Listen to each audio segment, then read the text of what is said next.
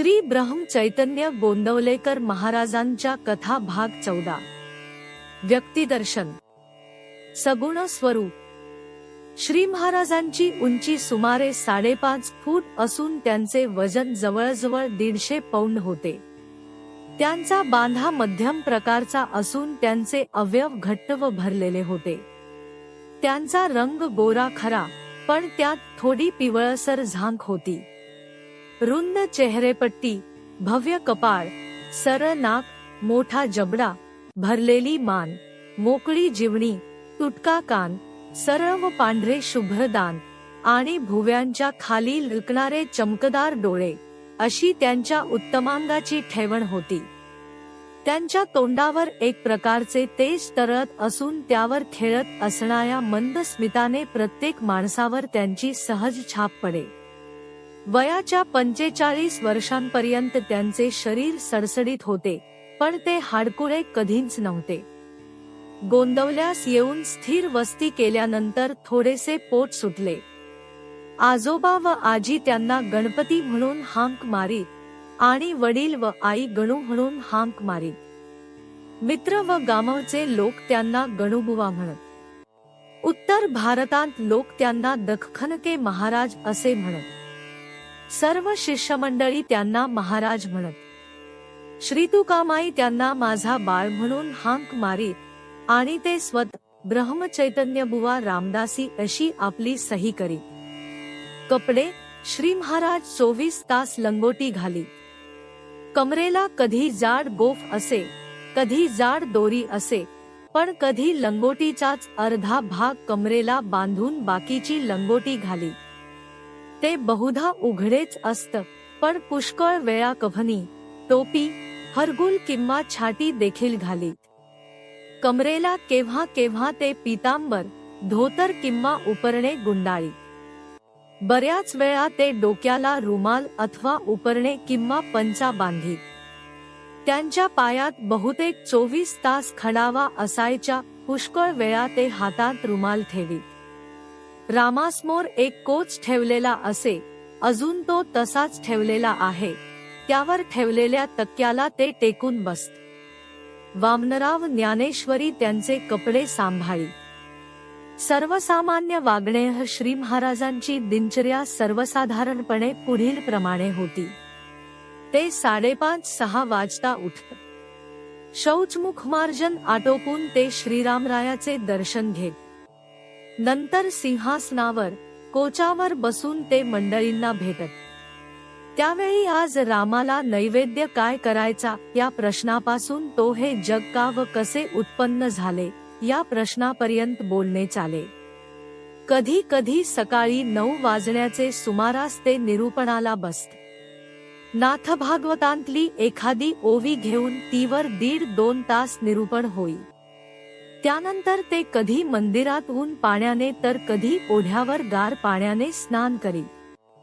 पुढे गंध व मुद्रा लावून संध्या होई। इतके होईपर्यंत 12 वाजून जात। नंतर रामाला नैवेद्य होऊन सर्वांच्या बरोबर त्यांचे जेवण होई। जेवण झाल्यावर श्री महाराज थोडी विश्रांती घेत। दुपारी 3:30-4 वाजता मंदिरात पोथीचे वाचन असे। त्यानंतर कधी कधी ते शेताकडे जात किंवा नुसतेच जरा बाहेर जाऊन येत। पुढे फराळ, भजन व आरती होत। तोपर्यंत रात्रीचे 11-11:30 वाजत। त्यानंतर कोणास काही खाजगी बोलाव्याचे असल्यास त्यात वेळ जाई। हे सर्व संपून सगळी मंडळी झोपल्यावर रात्री 12-12:30ला श्री महाराज स्वतः निजण्यास जात। पण येथे एक गोष्ट ध्यानात ठेवणे जरूर आहे की इतका सगळा दिनक्रम वर्षांतून काही थोडे व मोजके दिवसच होत असे। याचे साधे व स्पष्ट कारण असे होते की त्यांच्याबरोबर गोंदवल्यास नेहमी 400-500 माणसे असल्यामुळे रोज काहीतरी नवीन भानगड उत्पन्न होत असे।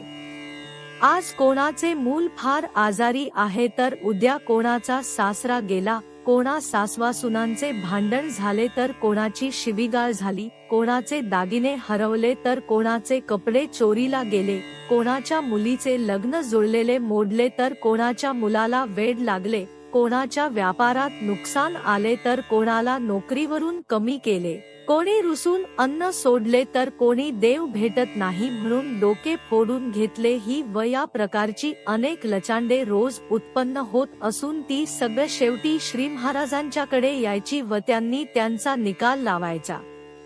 म्हणून त्यांची दिनचर्या ठरलेली नसे. कोणत्या दिवशी केव्हा काय लचांड उत्पन्न होईल याचा अंदाज कोणालाच नसल्यामुळे तिकडे श्री महाराजांचा किती वेळ जाईल हे कोणासच सांगता येत नसे.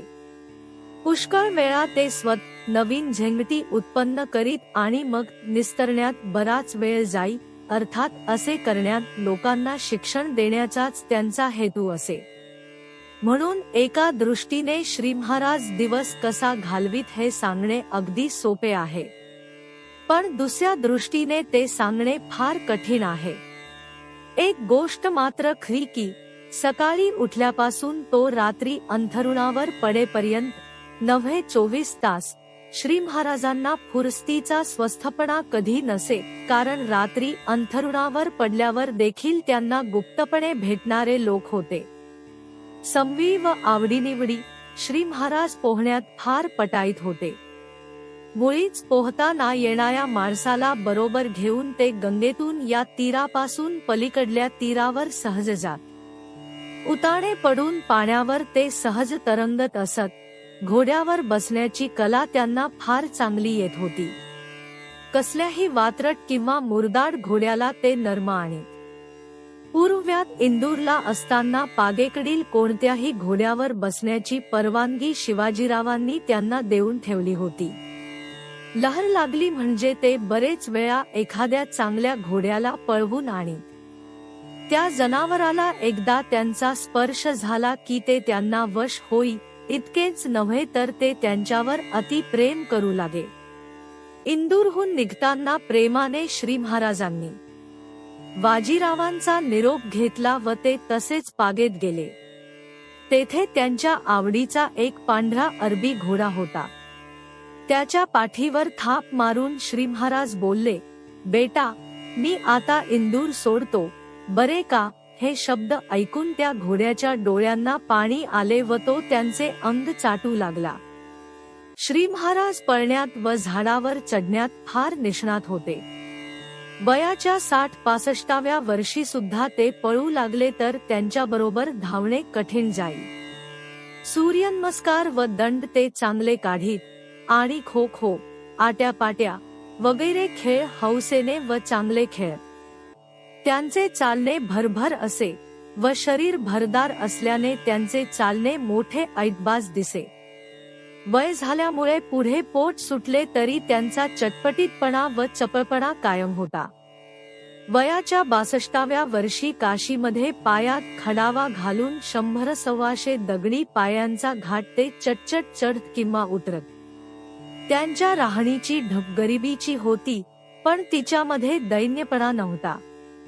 थंडी, ऊन, वारा, पाऊस यांचा त्यांच्यावर परिणाम होत नसे.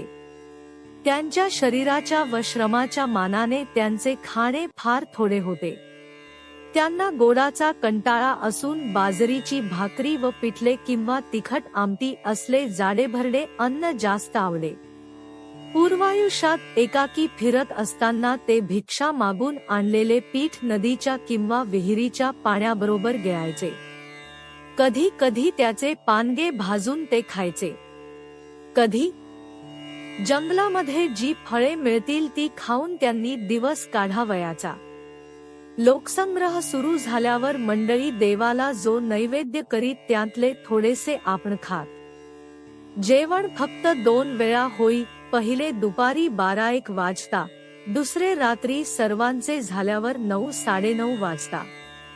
उरल्यासुरल्या मंडळींबरोबर बाजरीची भाकरी, पिठले, आमटी, डाळिंब्यांची उसळ आणि आंबट पण घट्ट दही हे त्यांच्या आवडीचे पदार्थ होते. कपाळी केशरी गंध व मध्ये काळी रेघ आणि कपाळावर मुद्रा ते लावीत असत.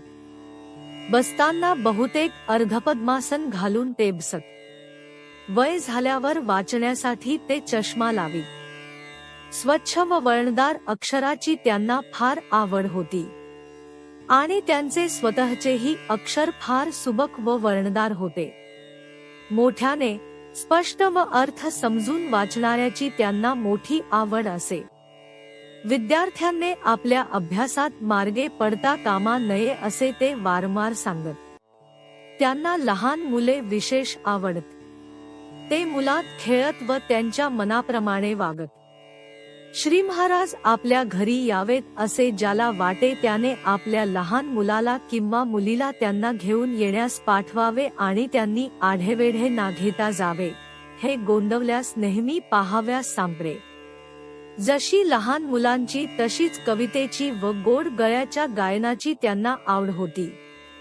ते स्वतः कविता रचित आणि लोकांनी केलेल्या कवितांचा मोठ्या रसिकतेने परामर्श घेत. तसेच ते बसल्या बसल्या मारुतीरायाचे सुंदर चित्र काढीत. श्री महाराजांना स्वाभाविक आवड भजनाची, देवाच्या गोष्टींची, नामस्मरणाची व एकांताची होती, तरी प्रापंचिक लोकांचा व त्यांच्या सगळ्या छाटाचा त्यांनी कधी कंटाळा केला नाही. स्वभावतः त्यांना विद्वान माणसापेक्षा अडाणी मनुष्य आवडे, श्रीमंतापेक्षा गरीब मनुष्य आवडे आणि शहरात राहण्यापेक्षा खेडेगावात राहणे आवडे. नवरा बायको मध्ये, आईबाप व मुलांच्या मध्ये, भाऊ बहिणींच्या मध्ये निष्कपट प्रेम असले तर त्यांना त्याचे विशेष कौतुक वाटायचे. सासूसून प्रेमाने राहिल्या तर ते दोघींचीही स्तुती करी. प्रपंचामध्ये का होईना पण निष्कपट प्रेम कराव्यास शिकणे हे भगवंतावर प्रेम कराव्यास शिकण्याची पहिली पायरी आहे असे ते नेहमी सांगत. त्यांची वाणी श्री महाराजांचे सारे व्यक्तिमत्व किंचित पिंगट असलेल्या त्यांच्या चमकदार डोळ्यांमध्ये आणि त्यांच्या विलक्षण वाणीमध्ये व्यक्त होत असे. त्यांच्या पाहण्यात व बोलण्यात एक विशिष्ट प्रकारची मोहिनी होती. त्यांच्याश विरोध करणारी पुष्कळ माणसे त्यांच्या दृष्टीच्या कक्षेत आल्यावर आणि त्यांचे भाषण ऐकल्यावर त्यांना वश होऊन गेली. ज्याने त्यांचे बोलणे एकदा ऐकले तो जन्मभरात त्यांना विसरत नसे, अशा तऱ्हेची रसवंती त्यांच्या वाणीमध्ये होती.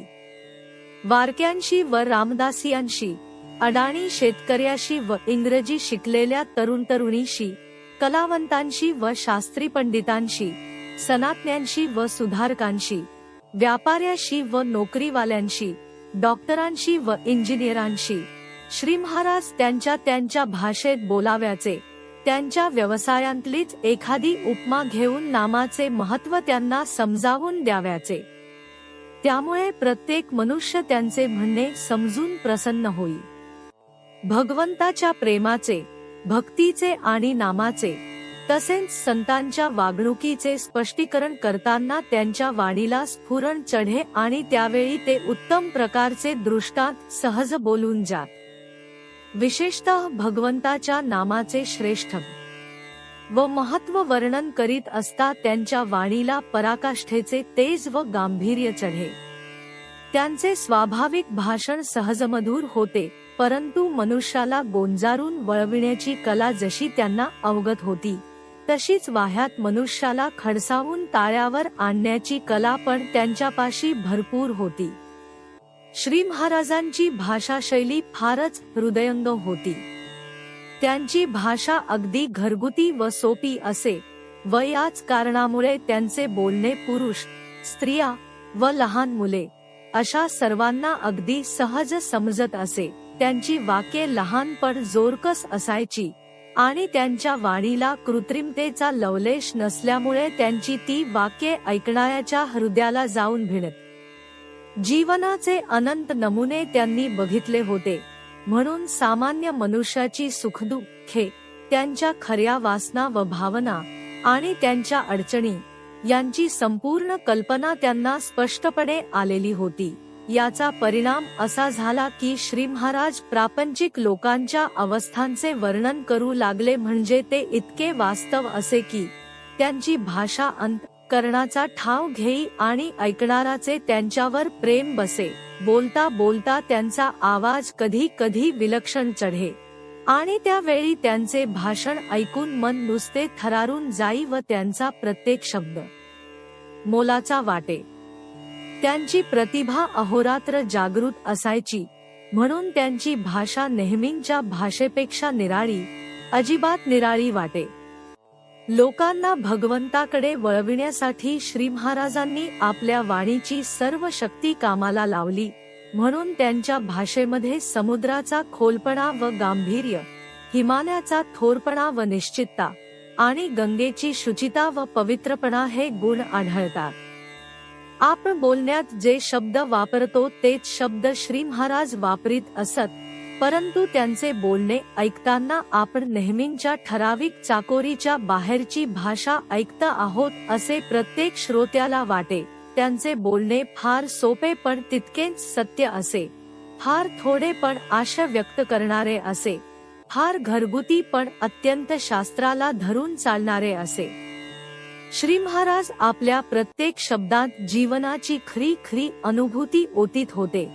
त्यामुळे त्यांचे बोलणे ऐकताना आपण अगदी जीवनरसाने भरलेले असे काहीतरी ऐकत आहोत असे वाटायचे.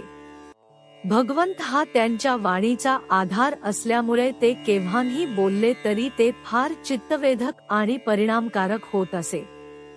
गहन, वृक्ष व बेच व वेदांत अगदी सोप्या, संभाषणात्मक व रंजक पद्धतीने सांगण्यात त्यांची विशेष हातोटी होती, परंतु याच्या जोडीला जन्मजात उत्तम वक्तृत्व, उत्कृष्ट रसिकता आणि पहिल्या प्रतीची तर्कनिष्ठ बुद्धी इतक्या गोष्टींची मदत असल्यामुळे कोणतेही प्रमेय ते फार नवीन थेने मांडित असत.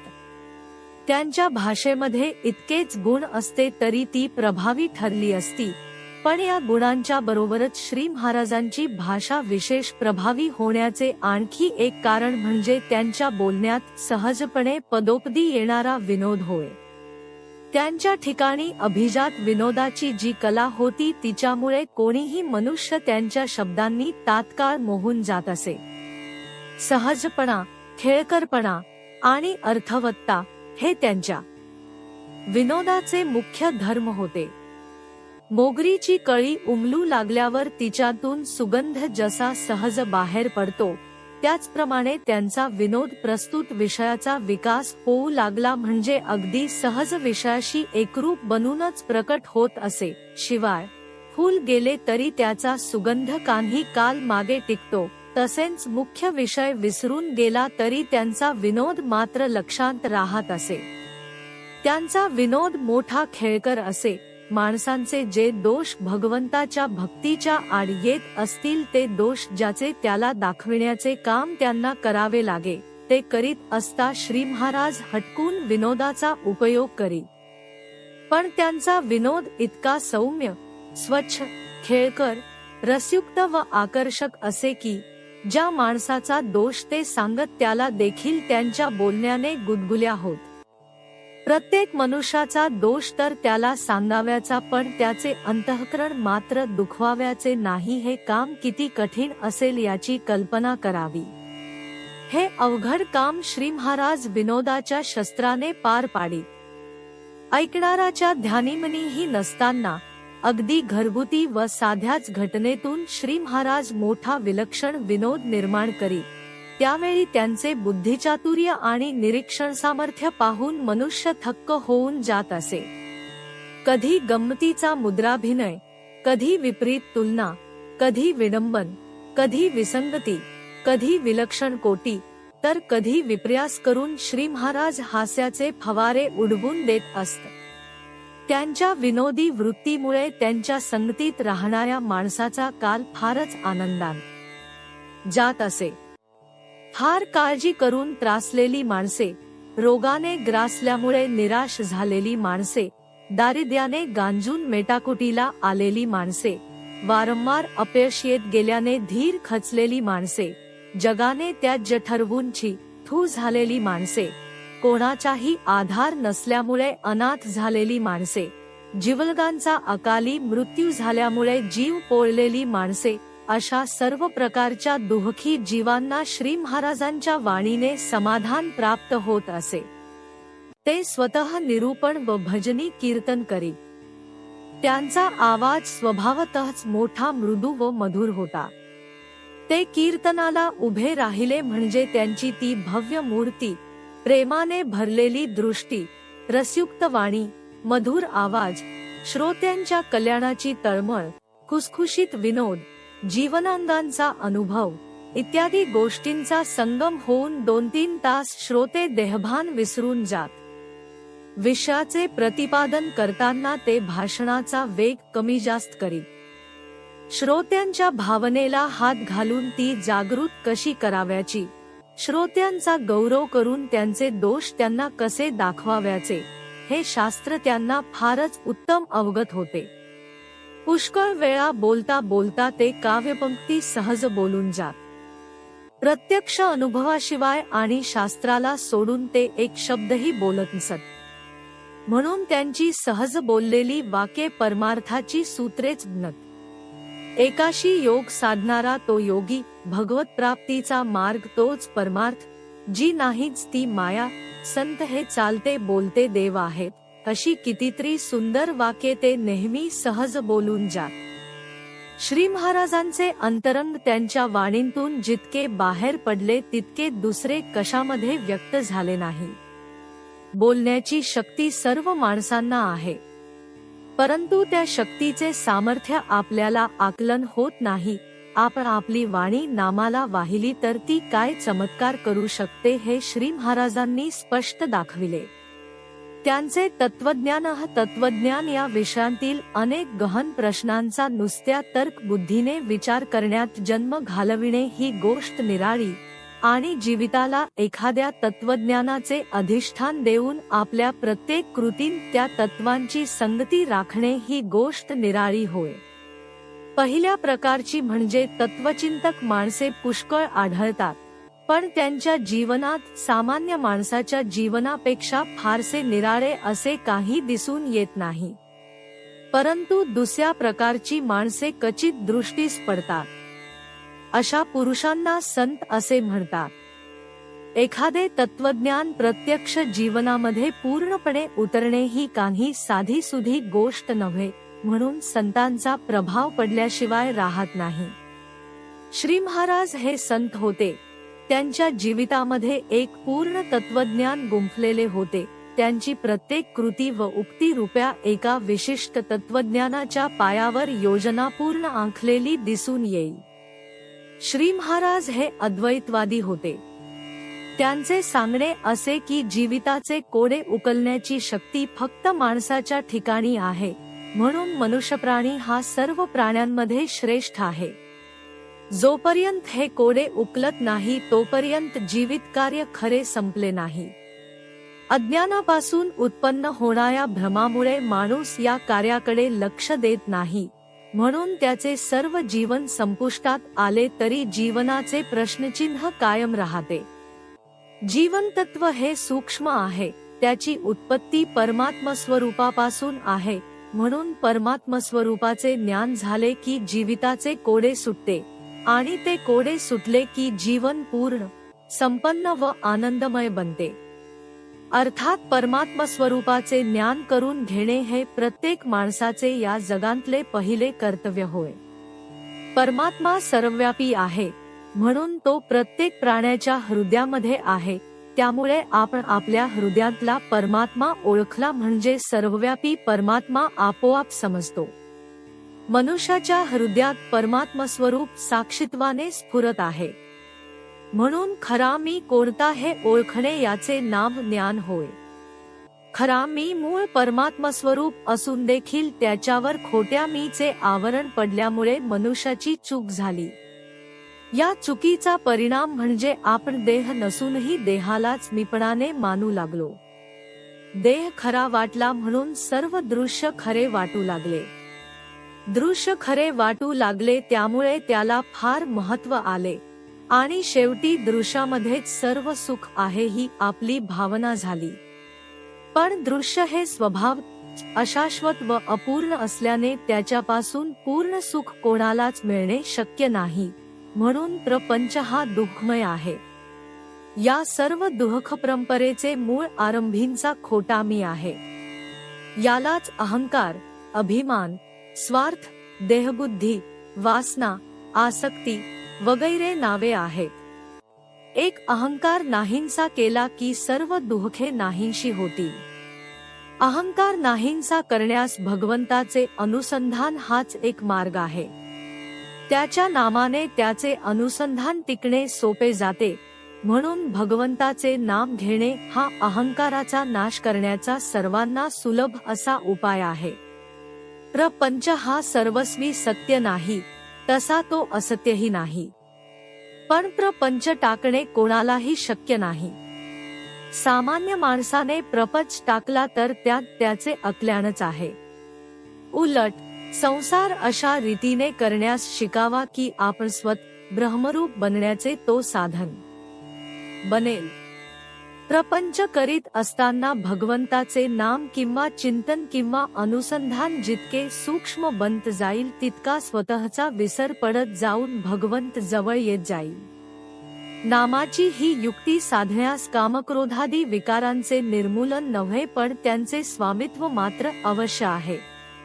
आपले कर्तव्य करण्यास कधी चुकू नये, पण त्याचे फळ प्रारब्धाधीन असल्याने जे फळ मिळेल त्यात समाधान मानावे.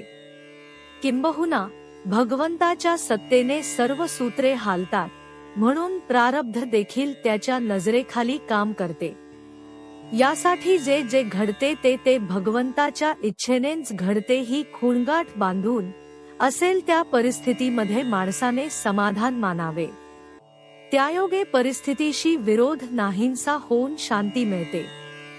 सदाचरण कधी सोडू नये, नीतीच्या मर्यादा कधी ओलांडू नयेत, निराश कधी बनू नये, देहाला उगीच कष्ट होऊ नये, पण काही झाले तरी भगवंताचे नाम मात्र सोडू नये. या सर्व गोष्टी साधण्यास सोपा उपाय म्हणजे सत्संगती होय. संताची संगत योग्य प्रकाराने केल्यास भगवंताची प्राप्ती खास घडते. परंतु संत ओळखू येण्यास व त्याची भेट घडण्यास भगवंताचे नाम घेत राहणे हेच आवश्यक आहे. त्यांचा व्यवहार, श्री महाराजांचा व्यवहार हा सर्वस्वी त्यांच्या तत्वज्ञानाचा परिपाक होता. प्रत्येक व्यक्तीच्या ठिकाणी असणाऱ्या आत्म्याच्या प्रकटीकरणास मार्ग दाखवून त्या व्यक्तीची अध्यात्मनिष्ठा विकसित करणे हा खरा परोपकार होय. हे करणे सोपे जाण्यासाठी श्री महाराजांनी आधी स्वतः त्याग केला व नंतर लोकांना सांगण्यास सुरुवात केली. श्री महाराज म्हणजे मूर्तिमंत त्यागच होते. काम, कांचन व कीर्ती या तीन शक्ती जगातील मोठमोठ्या पुरुषांना वश करून टाकतात. पण त्यांच्या ठिकाणी या तिन्ही गोष्टींबद्दल पूर्ण निर्वासनता होती. या जगातील सर्व संपत्ती व कीर्ती पायाशी चालून येत असता तुच्छतेने त्यांची उपेक्षा करणारे जीवन कसे असते याचे प्रत्यक्ष उदाहरण श्री महाराजांनी दाखवून दिले. हे जरी खरे तरी त्यांनी स्वतःच्या त्या गाचे बंड कधी माजविले नाही. पण त्या गात मोठे सामर्थ्य असते आणि त्यांच्या या त्यागाच्या बळावरच एवढे मोठे कार्य झाले. श्री महाराजांना प्रवासाची फार आवड होती आणि त्यांनी वयाच्या 12व्या वर्षांपासून ते 45व्या वर्षांपर्यंत कल्पनातीत प्रवास केला. या प्रवासामध्ये त्यांना तत्कालीन समाजजीवन उत्तम रीतीने पाहण्यास सापडले होते. त्यांची दृष्टी मूलगामी, व्यापक आणि सूक्ष्म असल्यामुळे लोकांची अवस्था काय आहे हे त्यांच्या लक्षात येण्यास वेळ लागला नाही. समाजातील सुबुद्ध, श्रीमंत, सत्ताधारी व पुढारी लोक हे जेथे अत्यंत स्वार्थी व विषयलोलुप झालेले, त्या ठिकाणी अडाणी, गरीब व सामान्य जनता कशी असेल याची कल्पना करावी. म्हणून श्री महाराजांनी मध्यम व गरीब स्थितीतल्या प्रपंची लोकांना हाताशी धरले. स्वतः निराळ्या प्रवृत्तीचे असून सुद्धा ते प्रपंची लोकात पूर्णपणे मिसळले. त्यांच्या जीवनाकडे त्यांनी बारकाईने पाहिले आणि त्यांच्यामध्ये राहूनच त्यांनी त्यांना परमार्थामध्ये पुढे ढकलले. श्री महाराज मूर्तिमंत करुणाबुद्धी होते. अनेक वर्षे सांगून व त्यांचे कष्ट सोसून देखील प्रापंचिक लोक पुन्हा मूळपदावर येतात असा अनुभव वारंवार आला तरी त्यांनी आपले काम सोडले नाही किंवा प्रापंचिकांवर ते कधी रागावले नाहीत. नुसता पैसा खर्च करून जीवाचा उद्धार होत नसतो हे पूर्णपणे जाणून श्री महाराजांनी आपले शरीर, मन, बुद्धी, वाणी, घरदार, शेतीवाडी नव्हे आपल्याजवळ असणाऱ्या सर्व शक्ती प्रापंचिकांना सुधारण्याच्या कामाला लावल्या. अत्यंत चिकाटीने, संथपणे व गाजावाजा न करता पुष्कळ वर्षे काम झाले. त्यानंतर त्यांच्या कार्याचा परिणाम मात्र आपोआप दिसाव्यास लागला. कितीतरी सामान्य प्रापंचिक स्त्रिया व पुरुष यांच्या ठिकाणी तपस्वी लोकांना खाली पाहण्यास लावील अशा प्रकारची भगवंताची निष्ठा उत्पन्न होऊ शकते याची उदाहरणे लोकांना पाहाव्यास सापडली. एकच मनुष्य पूर्णत्वाला जाण्यापेक्षा पुष्कळ माणसे थोडीतरी पुढे जाणे हे चांगले असे श्री महाराज म्हणत. ही दृष्टी असल्यामुळे त्यांनी कधी कोणाचा अवहेर केला नाही. समाजातील ओंगळ, उपेक्षित, निषेधाला योग्य व अत्यंत स्वार्थी लोकांश त्यांचा संबंध आला तरी त्यांनी त्यांच्याबद्दल कधी तुच्छता दर्शविली नाही किंवा त्यांच्या भवितव्यतेबद्दल ते कधी निराश झाले नाहीत. कसाही मनुष्य येवो त्याला सुधारण्याचा मार्ग त्यांच्यापाशी असे. अमक्याला सुधारायला काय करावे हा प्रश्न श्री महाराजांना कधीच आला नाही. श्री महाराजांचे मानवजातीवर इतके अगाध प्रेम होते की लोकांच्या झुंडीच्या झुंडी त्यांचे दर्शन घेण्यास व त्यांच्या उपदेशामृताचे श्रवण करण्यास सारख्या येत आणि तेही दिवसांतून 18 तास 20 तास येणाऱ्या प्रत्येक माणसाशी संभाषण करून त्याला समाधान देत. हा प्रकार वर्षानुवर्षे सारखा चालू होता. श्री महाराज हे जन्मजातच उत्तम शिक्षक होते. त्यांच्या वयाला 60 वर्षे पूर्ण झाली तरी ते शरीराने थकले नव्हते आणि त्यांचे मन तर पूर्णपणे यौवन संपन्न होते. त्यांच्या चेहऱ्याची ठेवण प्रेमळ आणि दुसऱ्यावर छाप पाडणारी होती. त्यांच्या वागण्यात आणि बोलण्यात फार आकर्षकता व गोडवा भरलेला असे. म्हणून मुलांची व तरुणांची मने आकर्षित करून घेणे त्यांच्या हाताचा मळ होता. विशेषत बुद्धिमान तरुणांना आपलेपणाचा लळा लावण्याचे त्यांचे सामर्थ्य फार विलक्षण होते. ते बहुधा स्वतः लिहित नसत, कोणास तरी लिहून घेण्यास सांगत. सांगण्याचा प्रवाह मात्र सारखा चाले. लिहिणे संपल्यावर ते पुन्हा ते वाचून घेत. त्यांना हिंदी, कांडी, तेलुगू, संस्कृत वगैरे भाषा उत्तम समजत. श्री महाराजांनी स्वतः ग्रंथ लिहिला नाही. याचे कारण असे की सध्याचे हे चिकित्सायुग आहे. या युगामध्ये आचरणापेक्षा तर्कविलासाकडे माणसांचे अधिक लक्ष आहे. म्हणून ग्रंथात जे कराव्यास सांगितले आहे त्याचे आचरण करण्याचा प्रयत्न करण्यापेक्षा लोक त्यातून नाना अर्थ काढीत बसतात. अशा काळामध्ये प्रत्येक जीवाशी व्यक्तिगत संबंध जोडून त्याला वळविणे सोपे व इष्ट आहे. तत्व कितीही उच्च असले तरी त्याचा खरा व पूर्ण अर्थ त्या तत्वाच्या आचरणामध्ये समजतो अशी त्यांची ठाम भूमिका असल्याने वेदांताची प्रमेये किंवा भगवंताची निष्ठा ही रोजच्या प्रापंचिक जीवनात उतरली पाहिजेत यावर त्यांचा फार कटाक्ष होता. परमार्थ हा प्रपंचात मिसळला पाहिजे असे ते नेहमी सांगत. श्री महाराजांनी प्रपंच व परमार्थाची ही विलक्षण जोड आपण स्वतः घालून दाखविली. अर्थात स्वानुभवाने उत्पन्न होणारी प्रचंड तत्वनिष्ठा त्यांच्या ठिकाणी होती. म्हणून लोकांना सांगत असताना ते कधी निराश झाले नाहीत किंवा लोकांना अपयश येत राहिले म्हणून कधी ते गांगरले नाहीत. त्यांचा पिंडच भगवंताच्या प्रेमाचा असल्यामुळे प्रपंचामध्ये ते प्रेम कसे अनुभवावे याचे विवेचन ते मनाच्या तळमळीने करीत.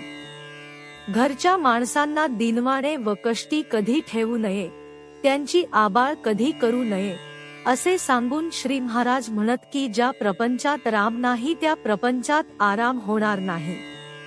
हसत खेळत नकळत प्रापंचिक गप्पा गोष्टी करीत परमार्थाची तत्वे समजावून देण्याची मोठी खुबी त्यांच्याजवळ होती.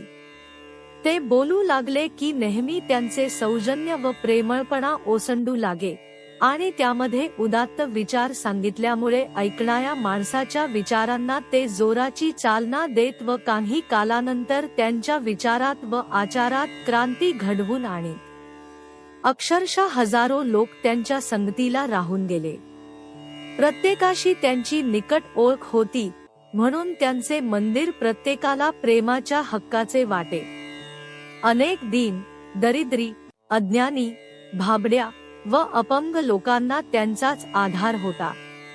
पण मानव्याकडे पाहण्याची त्यांची दृष्टी अफाट होती. आपल्या संगतीला येणाऱ्या प्रत्येक माणसाला भगवंताच्या निष्ठेचे म्हणजे नामाचे महत्त्व कळले पाहिजे हा त्यांचा कटाक्ष होता. म्हणून स्वतःच्या मतप्रसाराचे ते स्वतःच मुख्य केंद्र बनले, तरी पण त्यांच्या मतप्रसाराची व मतप्रतिपादनाची पद्धती कधीही आक्षेपार्ह बनली नाही. कट्टर सनातनी असो किंवा बेछूट सुधारक असो, अत्यंत सदाचरणी असो किंवा अत्यंत व्यसनी असो, अत्यंत पाप भीरू असो किंवा मोठा गुन्हेगार असो, या सर्वांशी श्री महाराज प्रेमाने वागले आणि भगवंताच्या नामाचे महत्त्व अगदी शांतपणे त्यांना सांगत राहिले. श्री महाराज म्हणजे मूर्तिमंत रुजुता होते. त्यांनी जन्मभर परमार्थाचे अखंड चिंतन केले व लोकांकडून तसे चिंतन करवून घेण्याचा प्रयत्न केला. ह्या परमार्थाबद्दल लोकांमध्ये नाना तऱ्हेच्या गैरसमजुती, नाना प्रकारचे प्रमाद, नाना प्रकारचे हेत्वाभास, नाना रीतीचे विपरीत आचार दृढमूल झालेले असतात. हे सर्व प्रकार दूर करण्याचा प्रचंड खटाटोप श्री महाराजांनी केला. हे काम चालू असता समाजातील अनेक व्यक्तींकडून अनेक प्रकारचा त्रास त्यांना सोसावा लागला. काही लोक त्यांची अवहेलना करीत तर काही लोक त्यांची उपेक्षा करीत, काही त्यांना तुच्छतेने वागवीत तर काही उगीचच त्यांना विरोध करीत, काही लोक त्यांची भरमसाठ निंदा करीत तर काही त्यांची अवास्तव स्तुती करीत, काही लोक त्यांना भोंदू व लबाड म्हणत तर काही त्यांना गर्विष्ठ व व्यवहारी समजत. पुष्कळ लोक दुरून त्यांच्याविषयी विनाकारण गैरसमज करून घेत आणि प्रत्यक्ष परिचय होऊन निकट संबंध आला की त्यांचे मत पार बदलून जाई. परंतु या सर्व प्रकारच्या लोकांशी श्री महाराजांचे वागणे सारखेच म्हणजे उदारवृत्तीचे आणि प्रेमळपणाचे असे. त्यांचे एकंदर आयुष्य पाहता असे दिसते की त्यांच्यावर स्तुतीचा व मानाचा जितका वर्षाव झाला तितकाच निंदेचा व अपमानाचा वर्षाव झाला, पण स्तुती करणाऱ्याला त्यांनी विशेष प्रेमाने वागविले नाही आणि स्वतःवर समोरासमोरही निंदेचा प्रहार करणाऱ्याला त्यांनी रागावून दूर केले नाही. निंदकाने बरोबर त्यांच्यावरच जहरी वागबाण खोचला तरी श्री महाराजे कमालीचे अविचलित राहत. पण भगवंताच्या नामाच्या उलट किंवा संतांच्या उलट जर का कोणी बोलला तर त्यांचा अंतरात्मा सळसळून एखादे आव्हान स्वीकारल्याप्रमाणे ते भांडाव्यास उभे ठाकतं. अशा प्रसंगी त्यांचे भाषा सामर्थ्य, वेदांत विषयाचे अगाध ज्ञान आणि विलक्षण वादपटुत्व सर्वांना पाहण्यास मिळे. श्री महाराज फार सुसंस्कृत होते. एकंदर स्त्रियांच्या बद्दल त्यांच्या मनात फार आदर असून ते स्त्रियांना फार पूज्य मानित. म्हणून त्यांच्या बोलण्या चालण्यात पुष्कळ वेळा विनोद प्रकट झाला तरी त्यामध्ये कधी अश्लीलता नसे.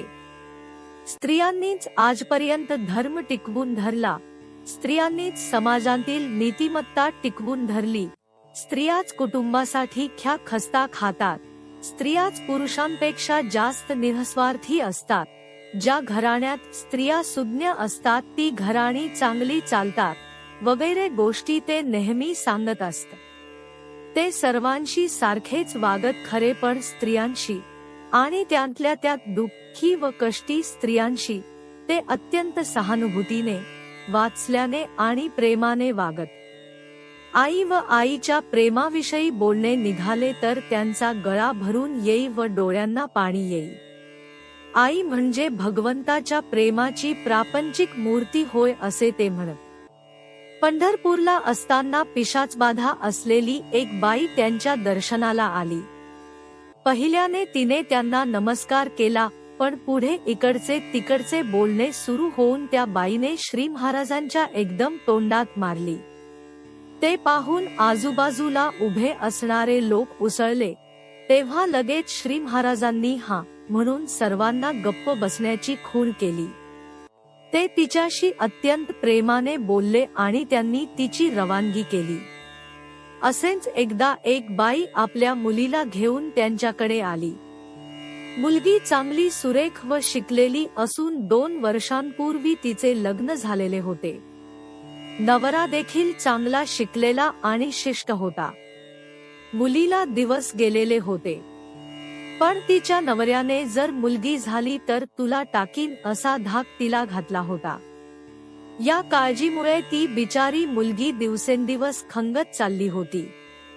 हे सर्व ऐकल्याबरोबर श्री महाराजांना फार वाईट वाटले आणि ते बोलले, अरे रे, या राक्षसांना स्त्रियांच्या अंतःकरणाची जाणीवच नाही. मुलगा किंवा मुलगी होण्यामध्ये त्याचा वाटा आहे ना, मग मुलगी झाली तर त्याला आधी फोडून काढला पाहिजे. स्त्रियांचे अंतःकरण जात्याच शुद्ध व श्रद्धायुक्त असल्याने भगवंताचा मार्ग त्यांना सोपा आहे असे ते सांगत.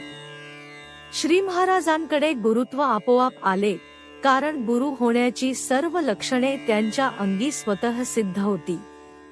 श्री शंकराचार्यांनी उपदेश शास्त्रीमध्ये गुरुचे लक्षण व कर्तव्य सांगितले आहे ते असे, आचार्य तू उहापोह ग्रहणधारण शमदमदया अनुग्रहादि संपन्न लब्धागम दृष्ट अदृष्ट भोगेषु अनासक्त त्यक्त सर्व कर्म साधन ब्रह्मविद ब्रह्मणि स्थितः अभिन्न वृत्तः दंभ दर्पकुह क्षाठ्यमाया मात्सर्यानीत अहंकार ममत्वादि दोषवर्जितः केवल परानुग्रह प्रयोजन विद्योपयोगार्थी असे प्रभावी गुरुत्व असून देखील श्री महाराजांनी आपल्या शिष्यांना शिष्यपणाने कधीच पाहिले नाही.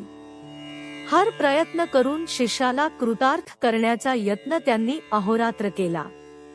यत्नांतर आस्थाय शिष्य कृतार्थ कर्तव्य इति आचार्य धर्म. शांकर भाष्य गीता अध्याय 18 श्लोक 73 वरील टीका. म्हणजे एका उपायाने शिष्य कृतार्थ झाला नाही तर दुसरे उपाय योजून त्याला कृतार्थ करायचे हा सद्गुरूंचा स्वभाव धर्मच आहे. जो कोणी येईल त्याच्याशी श्री महाराज मित्राप्रमाणे बरोबरीच्या नात्याने वागत. प्रत्येक माणसात भगवंताकडे जाण्यास उपयोगी पडणारा काहीतरी गुण असतोच. त्या गुणाचा उपयोग व विकास करून भगवंताकडे कसे जावे हे प्रत्येकाला शिकविण्याचे काम ते करीत आणि म्हणून ते प्रत्येकाला अगदी जवळचे वाटते. त्यांचे व्यक्तिमत्व अनेकरंगी असल्याने सर्व पुरुष व स्त्रिया त्यांच्याशी अगदी मनमोकळे करून वागत व बोलत आणि तेही एखाद्या प्रेमळ पित्याप्रमाणे सर्वांच्या प्रपंचाच्या सर्व गोष्टी शांतपणे ऐकून घेत. दुसऱ्याने थोडे जरी केले तरी त्याचा ते मोठा गौरव करी. ज्यांना जगात प्रेम मिळाले नाही त्यांना ते खरे प्रेम देत. ज्यांना कोणाचा आधार नाही त्यांना खरा आधार देत आणि ज्यांना विफलता आली असेल त्यांना धीर देऊन ध्येयाकडे मार्ग दाखवून देत. त्यांचा व्याप पुष्कळ मोठा होता, पण तो सांभाळण्याची हिंमतही त्यांच्या ठिकाणी होती.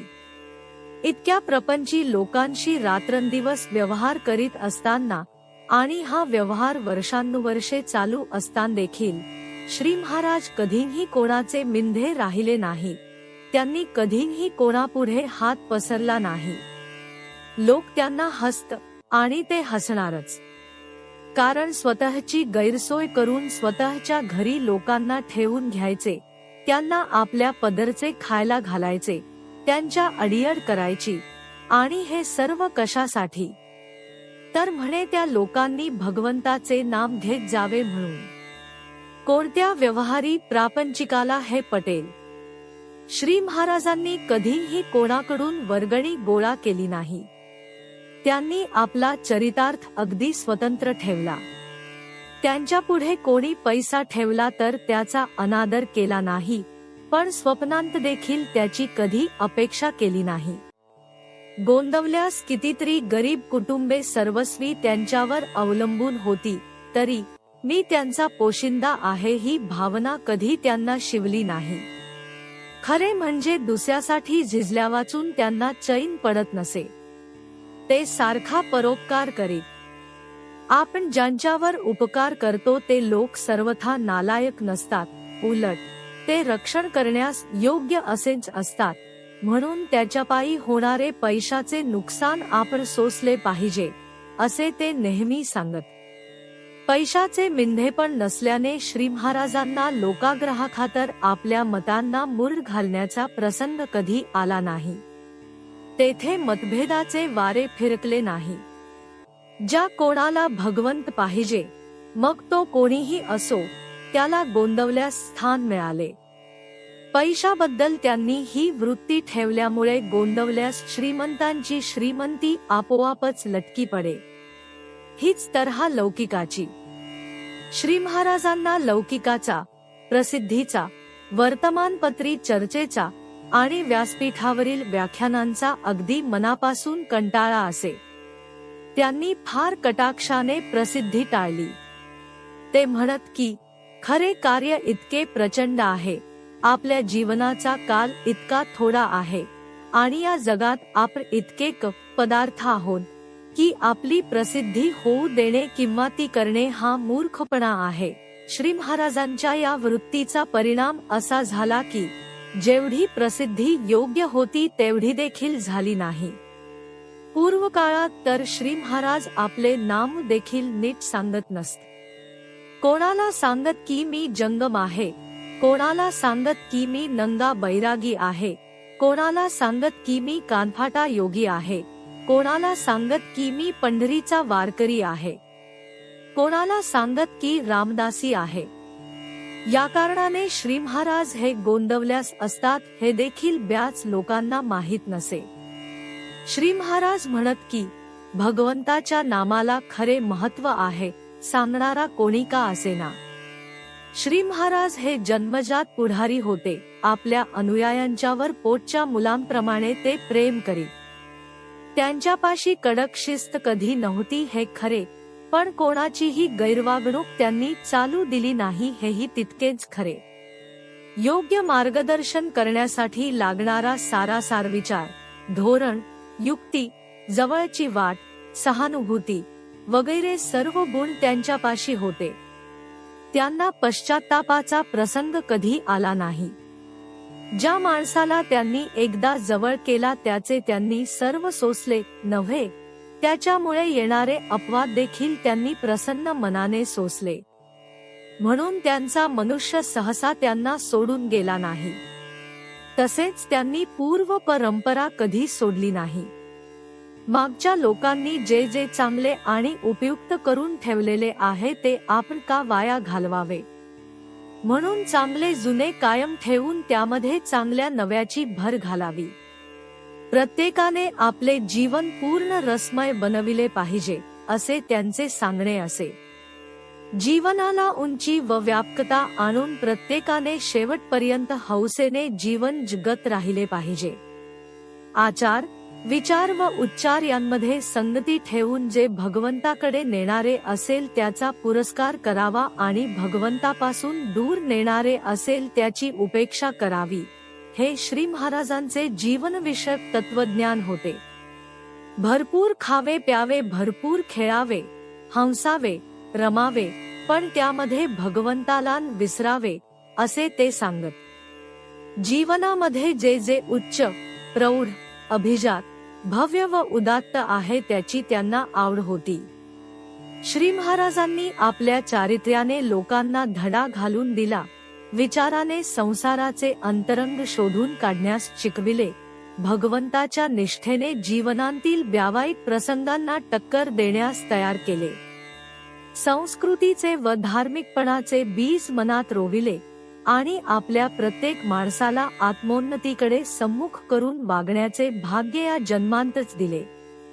जीवनाच्या क्षणभंगुरत्वाची जाणीव असल्याने हाती आहे तोपर्यंत प्रत्येकाने भगवंताचा शोध घ्यावा ही अखंड तळमळ त्यांना लागलेली होती. भगवंताच्या नामाचा आधार धरून सर्वांनी भगवंताच्या आनंदाचा अनुभव घ्यावा यासाठी हा महापुरुष जन्मभर खटपट करीत राहिला. श्री महाराजांनी लोकांना शिकविण्याचा कधी वीट मानला नाही. कष्ट करताना ते कधी त्रासले नाहीत. त्यांनी चुकून देखील कधी परपीडा केली नाही. दुसऱ्याचे उणे पाहून ते कधी हसले नाही. कोणाचे उणे त्यांच्या मागे त्यांनी कधी काढले नाही. शरण आलेल्या निंदकाला त्यांनी कधी दूर लोटले नाही. स्वतःच्या प्रौढीची गोष्ट त्यांनी कधी सांगितली नाही. आलेल्या माणसाला खायला घातल्याशिवाय त्याला त्यांनी कधी परत जाऊ दिला नाही. स्वतः सिद्ध होते तरी त्यांनी साधन कधी सोडले नाही. लोकसंग्रहामुळे पुष्कळ ऐश्वर्य पुढे आले तरी आपली विरक्त व निरपेक्ष वृत्ती त्यांनी कधी सोडली नाही आणि भगवंताच्या प्राप्तीसाठी एका भगवंताच्या नामाशिवाय दुसरे साधन त्यांनी कधी सांगितले नाही. त्यांचे विशिष्ट गुण श्री महाराजांच्या ठिकाणी काही गुण असे होते की सामान्य मनुष्याने जर त्यांचा अभ्यास केला तर त्याचा प्रपंच तर उत्तम होईलच होईल, पण त्याची पारमार्थिक उन्नती देखील त्यामुळे झाल्याशिवाय राहणार नाही. अशा गुणांपैकी पहिला गुण म्हणजे साधी वृत्ती होय. ऐश्वर्य, ऐशाराम, बडेजाव यांचा त्यांना अगदी मनापासून तिटकारा होता. लोकसंग्रहापूर्वी तर त्याची राहणी फार साधी होतीच, पण गुरुत्व धारण केल्यानंतर देखील त्यांनी आपली साधी वृत्ती सोडली नाही. त्यांचे कपडे अगदी साधे असत, त्यांचे खाणे अगदी साधे असे, त्यांचे बोलणे अगदी साधे असे. पुष्कळ साधी व हलकी कामे ते स्वतःच करी. रामाच्या पुढे झाडून काढणे, कधी कधी तेथे सारवणे, मंडळींना स्नान घालणे, त्यांना जेवायला वाढणे, शेतामध्ये खणणे व नांगर धरणे, गायींचा गोठा साफ करणे वगैरे साधी कामे श्री महाराज नेहमी स्वतः करीत असत. आपली योग्यता व आपला दर्जा काय आहे याचा विचार त्यांनी कधी केलाच नाही. वेळ पडल्यास चिखल तुडविणे, दगड हलविणे यासारखी मजुराची कामे देखील ते करीत. त्याचप्रमाणे वाटेल त्याला वाटेल त्या वेळी वाटेल त्या ठिकाणी त्यांना भेटण्याची मोकळीक होती. त्यांना स्वतःचे खाजगी जीवन मुळी नव्हतेच. या साधेपणामुळे अगदी सर्व लोकांना ते फार जवळचे वाटत. श्री महाराजांचे दुसरे वैशिष्ट्य म्हणजे त्यांची लीनता होय. कोणत्याही दर्जाचा मनुष्य त्यांच्याजवळ गेला तरी त्याच्याशी ते अत्यंत लीनतेने वागत. किंबहुना आपल्या बहुतेक सर्व विरोधकांना श्री महाराजांनी आपल्या लीनतेने जिंकले असे म्हणाव्यास हरकत नाही. त्यांच्या बोलण्या चालण्यामध्ये उद्धटपणाचा लवलेश देखील सापडत नसे. मोठेपणा, वैभव, ऐश्वर्य आणि लीनता यांचा संगम जगात आढळणे कठीण जाते, परंतु हा सुरेख संगम त्यांच्या ठिकाणी पूर्णपणे आढळतो. अगदी सामान्य योग्यतेचे महंत गोंदवल्यास आले असता श्री महाराज त्यांना बरोबरीच्या नात्याने वागवीत. त्याचप्रमाणे कोणीही वयाने म्हातारा मनुष्य आला तर ते त्याला फार मान देत. संन्यासी लोकांना ते साष्टांग नमस्कार घालीत. त्यांचे एक शिष्य पुढे संन्यासी बनले. त्यांना पत्र लिहिताना श्री महाराजांनी आरंभ असा केला, स्वामींस साष्टांग नमस्कार व भागवतांस आशीर्वाद. आपला अभिमान नष्ट करायला लीनतेसारखे साधन नाही, म्हणून भगवंताच्या नामाला लीनतेची जोड द्यावी असे ते वारंवार सांगत. श्री महाराजांचा तिसरा विशेष गुण म्हणजे सहनशीलता होय. त्यांना आपल्या आयुष्यात अनेक प्रकारच्या दिव्यातून जावे लागले. निंदा, तुच्छता, अवहेलना, अपमान, आघात वगैरे गोष्टी तर त्यांच्या नित्याच्या अनुभवाच्याच बनल्या होत्या, पण चुकून देखील त्यांनी आपल्या शांत वृत्तीचा भंग होऊ दिला नाही. इतकेच नव्हे तर स्वतःची निंदा करणाऱ्यांचीही त्यांनी आपण कधी निंदा केली नाही. स्वतःला तुच्छ करणाऱ्यांना कधी तुच्छ केले नाही. स्वतःचा उघड अपमान करणाऱ्याचा कधी अपमान केला नाही आणि स्वतःवर संकट ढकलणाऱ्यावर उलट कधी आघात केला नाही. अनेक मार्गांनी आपल्याशी विरोध करणाऱ्या लोकांच्या देखील उद्धाराची श्री महाराजांनी चिंता वाहिली. एडिसन म्हणतो की प्रत्येक थोर पुरुषाला आपल्या थोरपणाबद्दल निंदारूपी कर जगाला द्यावा लागतो, निंदक लोक हे भुंकणारे कुत्रे असतात असे डॉक्टर जॉन्सन म्हणतो. पण स्वार्थाने केलेली निंदा विसरून त्या निंदकाचे लक्ष भगवंताकडे कसे लागेल याचाच प्रयत्न करणाऱ्या श्री महाराजांची सहनशीलता किती वर्णन करावी. लोकांकडून येणारा मान जितक्या सहजरीतीने त्यांनी गिळला तितक्याच सहजतेने लोकांकडून येणारा अपमानही त्यांनी गिळला आणि दोघांनाही सारख्याच आपलेपणाने भगवंताच्या नामाचे महत्त्व ते जन्मभर सांगत राहिले. श्री महाराजांचा चौथा विशेष गुण म्हणजे निर्लसता होय. सकाळी उठल्यापासून रात्री निजेतोमपर्यंत सारखे त्यांचे काम चालू असे. आळशी मनुष्य त्यांना कधी आवडला नाही. आळसाने आयुष्य फुकट जाते, प्रपंचाची नासाडी होते, मग परमार्थ नाहींसा होईल हे काय सांगायला पाहिजे. आळस, दैन्यपणा आणि कष्टीपणा या तीन करंटेपणाच्या खुणा आहेत. त्यांच्यापासून माणसाने दूर राहावं असे ते नेहमी सांगत. श्री महाराजांनी आपला देह अगदी खऱ्या अर्थाने पुष्कळ झिजविला. सकाळपासून संध्याकाळपर्यंत नुसते इतक्या लोकांशी बोलण्याचे श्रम पाहिले तरी आपल्याला अचंबा वाटेल. नेहमी प्रसन्न राहून ते सारखे हालचाल करीत असायचे. त्यामुळे ते जेथे जात तेथे उत्साहाचे वातावरण निर्माण होई आणि मंडळींना स्वतःच्या दुःखाचा विसर पडे. श्री महाराजांचा पाचवा विशेष गुण म्हणजे संतोष होय. व्यावहारिक दृष्ट्या त्यांनी प्रयत्नाला मोठे स्थान दिले, परंतु आपल्याला जितका प्रयत्न करणे शक्य आहे तितका केल्यानंतर जे फळ मिळेल त्यात अत्यंत समाधान मानण्यास त्यांनी शिकवले. त्यांच्या मनाला काळजी कधीच शिवली नाही आणि रामाने ज्या परिस्थितीत त्यांना ठेवले तिच्यात समाधान मानल्यावाचून ते कधी राहिले नाहीत.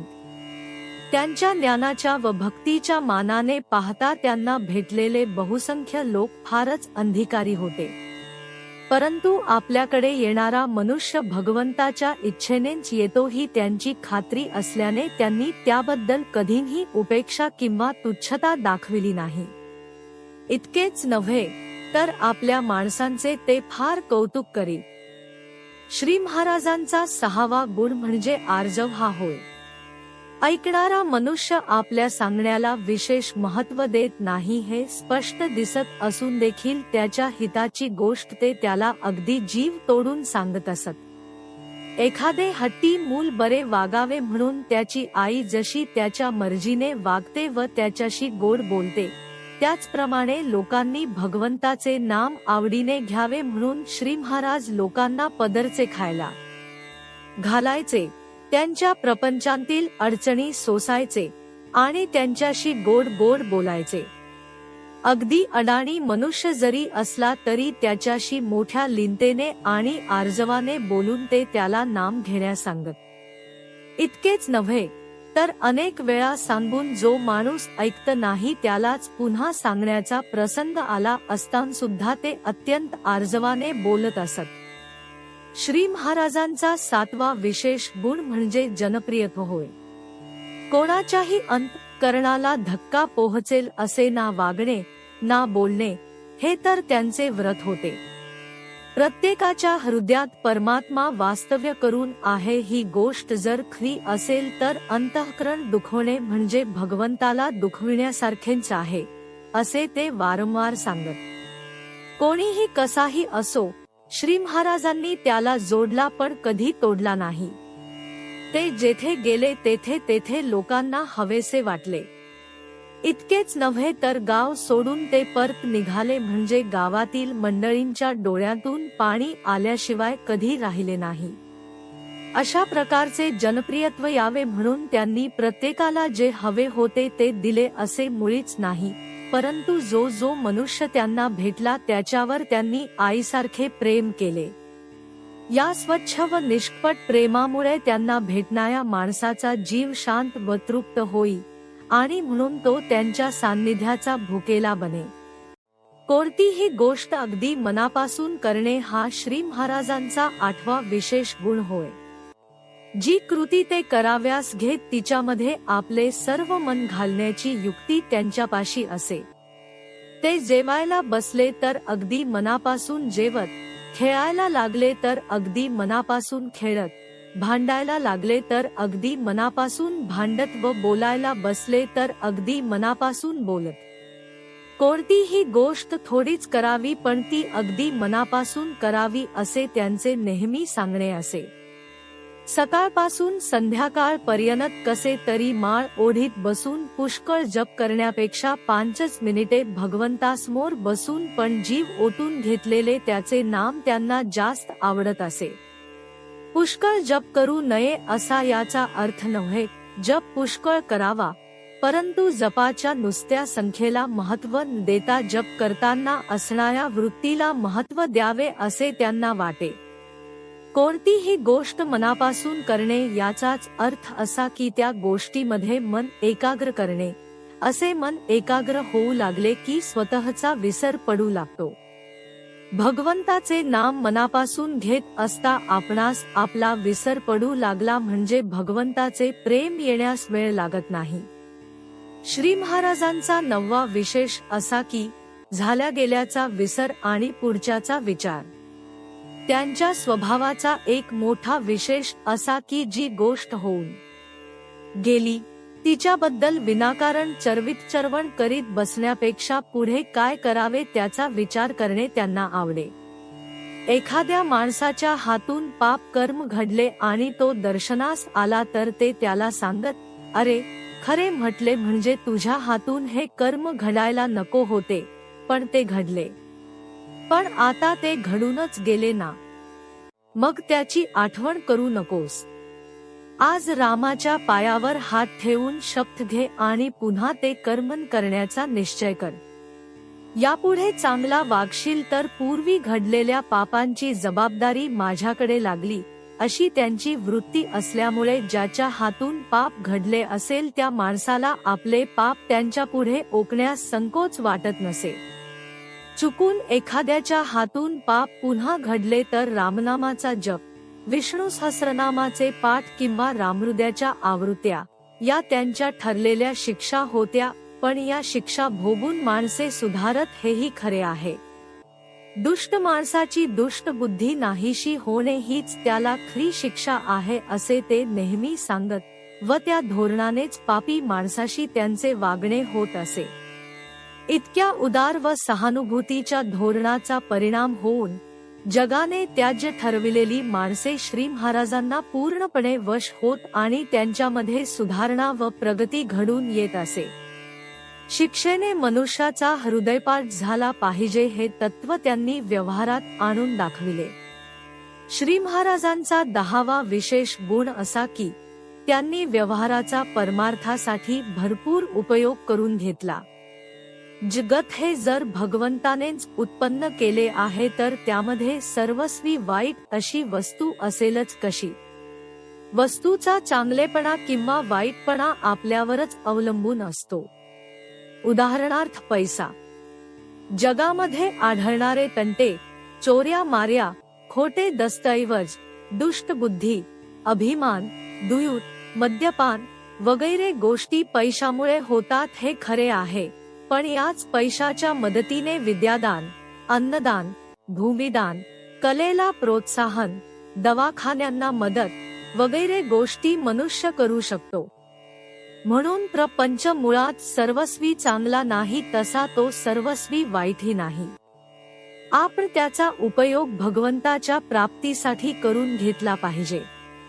आपण बाह्यतः संसारी दिसावे पण अंतर्यामी संसारी नसावे. घरामध्ये कुटुंब भरलेले असावे पण आपण माझेपणाने त्यामध्ये नसावे. हे साधण्यास ज्या स्थितीत भगवंताने ठेवले आहे त्याचा हर्षविषाद मानू नये. श्री महाराजांचे लोकांना असे आव्हान होते की ज्या प्रापंचिक परिस्थितीत भगवंताचे स्मरण होऊ शकणार नाही अशी परिस्थिती मला दाखवा. पैसा वाचून प्रपंच चालत नाही.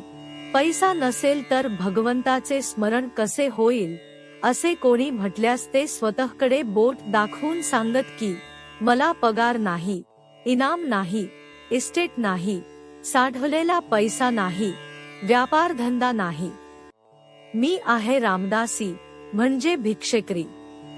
मी नाम घेऊ शकतो, मग तुम्हाला काय हरकत आहे? घरामध्ये बायको अनुकूल नाही, भगवंताचे स्मरण कसे करावे असे कोणी सांगितल्यास ते म्हणत, पण तुमच्या बायकोला डोळ्यांनी दिसत तरी आहे ना. तुम्हाला ती अन्न शिजवून घालते हे काय थोडे आहे? कोणी सांगे मूलबाळ नाही, कोणी सांगे मुले अनुकूल नाही, कोणी सांगे कर्ज आहे, कोणी सांगे प्रकृती बरी नाही, आणि म्हणून आम्हांकडून नाम घडत नाही. त्यांना श्री महाराज म्हणत, प्रपंच हा कारखान्यासारखा आहे.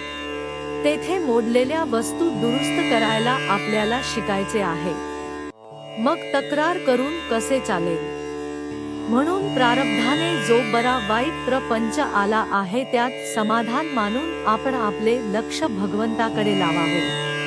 परिस्थिती पूर्णपणे सुधारल्यावर नाम घेऊ म्हणेल तोफसेल. जीवनाकडे पाहण्याची ही दृष्टी असल्याने नेहमी तक्रार करणारा किंवा रड्या मनुष्य त्यांना आवडत नसे. प्रपंच टाळणे अशक्य असते. तुम्ही हस्त करा किंवा रडत करा, तो करावा लागतोच ना. मग तो भगवंताच्या स्मरणात हस्तखेळत का करू नये? प्रपंचाला भगवंताकडे वळवा म्हणजे त्याचे दुःख नाहीसे होते. हा श्री महाराजांच्या शिकवणुकीचा मूळ मुद्दा आहे. माणसाचे बहिरंग म्हणजे त्याचा प्रपंच. तो पुष्कळ सुधारत बसण्यापेक्षा त्याचे अंतरंग म्हणजे त्याची वृत्ती सुधारली तर सर्व समाज आपोआपच अधिक सुखी व समाधानी बनेल हे श्री महाराजांना लोकांस पटवून द्यावयाचे होते. वृत्ती सुधारण्यास भगवंताची भक्ती हाच एक सर्वसुलभ उपाय असल्याने सर्वांनी भगवंताचे नाम घ्यावे असा अट्टाहास त्यांनी जन्मभर धरला. जानकी जीवन स्मरण. जय जय राम. श्रीराम जय राम. जय जय राम.